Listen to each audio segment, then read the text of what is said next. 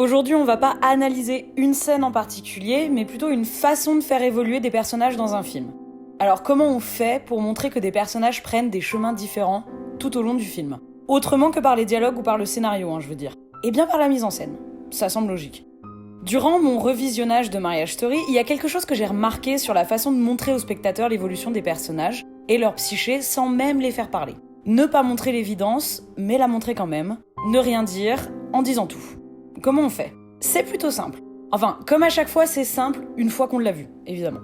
J'aime quand les choses sont suggérées dans les films, et je déteste l'abondance d'explications au sein de la mise en scène ou du scénario d'une œuvre. Et ça tombe bien, parce que Marriage Story ne fait pas partie de cela.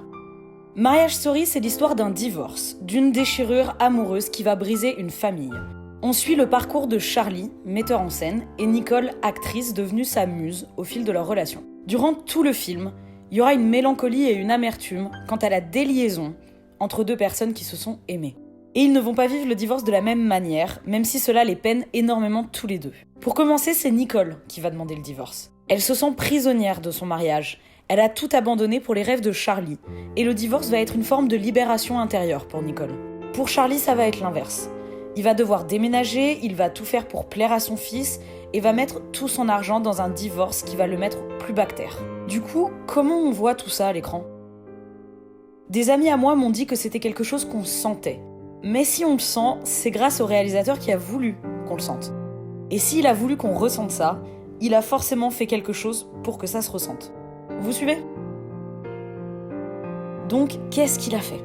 Eh ben, c'est plutôt simple. Il y a une dichotomie de l'ascension et de la descente très nette dans Marriage Story. Charlie va plonger dans l'humilité, lui que tout le monde admire pour son travail, tandis que Nicole va monter dans la lumière.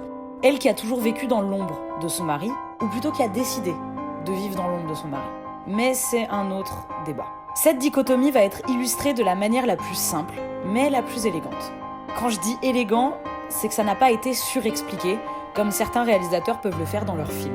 L'ascension de Nicole va être illustrée dans une scène qui est plus que visuelle et très explicite. Nicole émergeant de l'obscurité, légèrement filmée en contre-plongée. Cette contre-plongée d'ailleurs me fait penser à celle de Call Me By Your Name avec le personnage d'Oliver, dans le sens où elles ont, pour moi, le même but. Rendre le personnage plus important qu'il ne l'est et faire paraître le spectateur petit face à lui. Dans Marriage Story, une autre scène est significative de cette envie. Celle où Nicole monte les escalators du métro new-yorkais. Encore une fois, c'est un personnage qui va émerger dans la lumière, qui va devenir lumineux, comme si cette lumière ne venait que sur Nicole, ou émanait de Nicole. Filmée en contre-plongée pour nous montrer une certaine grandeur malgré la situation qu'elle vit, on sent tout de suite qu'elle ne vit pas ce divorce de la même manière que Charlie. Nicole va se révéler, presque se redécouvrir, d'où cette idée de lumière qui la suit durant tout le film, grâce ou à cause de ce divorce. Charlie, quant à lui, va représenter la descente. Presque la descente aux enfers, je dirais. Philosophiquement parlant, évidemment. Cette descente va être illustrée aussi simplement et explicitement que l'ascension de Nicole. Il va tomber. Et il va tomber toujours plus près du sol à chaque fois, tombant de toute sa hauteur, montrant une certaine descente dans l'humilité, mais aussi montrant un certain effacement de son caractère dominateur au fil du divorce. Puisqu'on finit par le voir à genoux, pleurant, consolé par Nicole, qui elle va être debout, par contre. Mais cette ascension et cette descente auraient pu passer inaperçues aux yeux de certains spectateurs, seulement elles sont tellement renforcées par ce qui va être autour qu'on va remarquer que ça. Dans Marriage Story, tout va par deux. C'est logique, c'est un divorce. Mais si tout va par deux dans le film, c'est pour mieux tout opposer. Le film va exacerber deux mondes, pointant du doigt sans relâche, deux fossés, deux gouffres, qui vont se former pendant le divorce. Et comme je l'ai dit, tout va par deux. Los Angeles et Hollywood d'un côté, New York et le théâtre avant-gardiste de l'autre. L'ascension et la descente. L'amertume va avec la mélancolie. La colère avec le reste d'amour qui leur reste. Rien ne va jamais tout seul dans le film, et pourtant nous parlons bien d'un divorce. Mais le divorce d'un couple, de deux personnes qui ne seront plus jamais un couple. Même dans certains plans du film, l'image semble être coupée en deux, montrant deux mondes différents, suggérant toujours plus la séparation. Et c'est d'ailleurs ce jeu de ping-pong où le spectateur intègre implicitement que tout va par deux, qui va renforcer la descente et l'ascension des personnages. Tout va finir par être exacerbé. On finit sur une scène où Nicole danse et chante, la montrant plus heureuse que jamais, et un Charlie meurtri à genoux.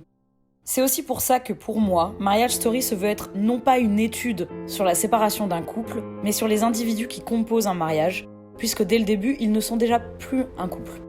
Mais ce qu'il y a de plus beau dans ce film, et dans certaines séparations, je dirais, on le retiendra dans le geste final, le lacet rattaché de la dernière scène. Quand durant tout le film, on voyait tout par deux, tout était séparé, plus rien ne formait un duo, ce geste ultime est une victoire sur l'amertume, la colère, les regrets, la rancœur, et sur tout ce qu'on a dit sans le penser. Je pense notamment à la scène de la dispute. Une petite victoire sur le divorce et sur ce qu'il fait ressortir d'un couple, c'est-à-dire le pire.